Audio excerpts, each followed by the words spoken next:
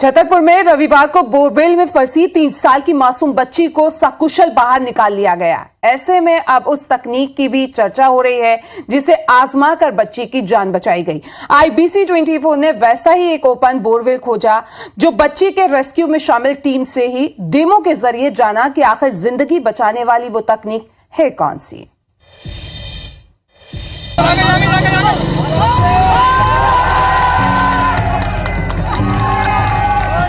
ये उत्साह जिंदगी की जीत का है जिसे पुलिस और SDARF की टीम ने बेहद कुशलता से अंजाम दिया। रविवार को छतरपुर के ललगुआ गांव में 3 साल की मासूम बच्ची बोरवेल में 40 फीट की गहराई में फंसी थी, लेकिन प्रशासन ने जिस तकनीक से उसकी जिंदगी बचाई वो काबिले तारीफ है। तो आखिर वो तकनीक क्या है जिससे ये चमत्कार, ये कारनामा हो पाया?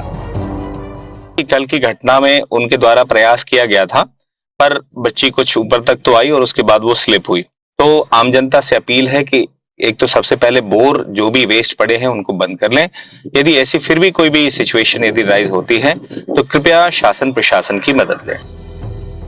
दरअसल RI कैलाश पटेल और इंस्पेक्टर अनूप यादव उसी रेस्क्यू टीम का हिस्सा हैं जिसने रविवार को मासूम की जान बचाई थी। इस पूरे अभियान को सफल बनाया नॉट तकनीक ने। आखिर ये नॉट तकनीक है क्या और ये काम कैसे करती है, ये जानने के लिए IBC 24 की टीम ने रेस्क्यू टीम के सदस्यों के साथ छतरपुर में ठीक वैसा ही बोरवेल तलाशा जैसे बोरवेल में बच्ची फंसी थी। दोनों सदस्यों ने रिक्रिएशन कर बताया कि नॉट तकनीक से कैसे बच्ची को बचाया गया। RI कैलाश पटेल ने बताया कि पहले बोरवेल में फंसे बच्चे से कैसे संपर्क कर अपनी बात पहुंचाई जाए। सबसे पहले बच्ची से कैसे कम्युनिकेशन हुआ, उसकी सही स्थिति की कैसे जानकारी लगी और क्या क्या करना पड़ता है बच्ची को बाहर सुरक्षित निकालने के लिए। पहला, रेस्क्यू करने के लिए पहले तो इसका अवलोकन कर लें कि ट्यूबवेल जो है वो उसकी मिट्टी किस प्रकार की, यदि ब्लैक सॉइल है, धंसने वाली मिट्टी है तो इसमें पोकलेन वगैरह से काम करने में डिफिकल्टीज रहेंगी क्योंकि इसके धंसने की संभावनाएं हमेशा बनी रहेंगी। हाँ, यदि पत्थर हैं, चट्टाने हैं बीच में, आपको ट्यूबवेल देखने से, अवलोकन करने से पता लग जाएगा। यदि इसमें बीच में कहीं चट्टाने हैं तो पोकलेन की मदद से आप उसको सुरक्षित निकाल सकते हैं। यदि ट्यूबवेल बहुत अधिक सकरा है और उसकी बॉडी का मूवमेंट नहीं हो रहा है, उस परिस्थिति में हम उस बच्चे को रस्सी की सहायता से नहीं निकाल सकते, हमें पोकलेन की ही मदद लेनी पड़ेगी।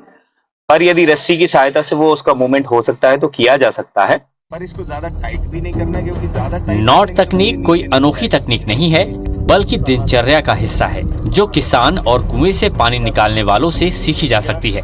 इसमें फंदानुमा रस्सी को बोरवेल में फंसे बच्चे तक पहुंचाया जाता है और बातचीत कर 2 अलग अलग फंदों को बच्चे के दोनों हाथों में फंसाया जाता है। इसके बाद उसे धीरे धीरे खींचा जाता है। ऊपर उठा करके देखेंगे।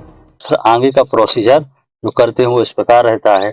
कोई भी एक रस्सा लेते हैं, जो रस्सा ऐसा हो कि सूती हो, हल्का सा सॉफ्ट रखना है और हल्का सा टाइट और सुरक्षित रखना है।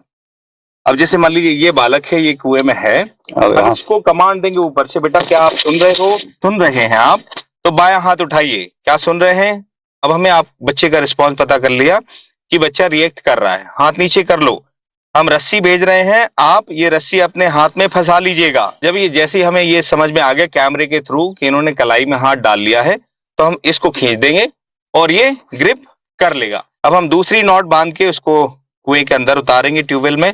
यदि सुन रहे हैं तो दाहिना हाथ उठाइए। तो ये जब वो फंसा लेगा तो हमें हाथ नीचे कर लो। जैसे वो नीचे करेगा हम इस नॉट को टाइट करते जाएंगे और ये रस्सी ऑटोमेटिकली बंध जाएगी।